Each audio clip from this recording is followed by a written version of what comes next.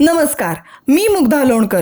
तुम्ही ऐकत आहात Swift and lift media. Owaisi यांनी उर्दूमधून शपथ घेतल्यानंतर जय भीम, जय मीम, जय तेलंगण अशा घोषणेनंतर पॅलेस्टाईनचाही जयघोष केल्याने संसदेतील भाजप खासदारांनी आक्षेप नोंदवला आहे. त्यामुळे असुद्दीन ओवैसी यांची खासदारकी धोक्यात आल्याची बातमी आहे. घाटकोपर होर्डिंग दुर्घटनेत मोठी कारवाई. राज्याचे अतिरिक्त डीजीपी कैसर खालिद निलंबित.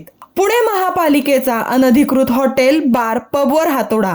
एका दिवसात L3 पबसह 29 ठिकाणी कारवाई. नीट यूजीची प्रश्नपत्रिका फोडण्याच्या व्यवहारात 200 ते 300 कोटींच्या उलाढालीची शक्यता असल्याचा दावा एका परीक्षा माफियाने स्टिंग ऑपरेशनमध्ये केला आहे.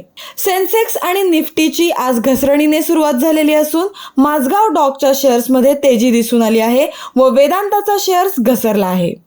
लोकसभा अध्यक्षपदासाठी लढत. काँग्रेसची उपाध्यक्षपदाची अट भाजपला मान्य नसून 47 वर्षांनंतर पदासाठी निवडणूक होत आहे. केनियामध्ये करवाढी विरोधात हजारो नागरिक रस्त्यांवर. आक्रमक जमावाकडून संसदेला आग लावण्याचा प्रयत्न केला गेला. मुंबई उच्च न्यायालयाने पुण्यातील पोर्शे अपघात प्रकरणी अल्पवयीन आरोपीला जामीन दिल्यानंतर या अपघातात मरण पावलेल्या व्यक्तींच्या नातेवाईकांनी संतप्त प्रतिक्रिया दिल्या आहेत. अशाच नवनवीन बातम्यांसाठी सबस्क्राईब करा, शेअर करा, लाईक करा स्विफ्ट अँड लिफ्ट मीडिया.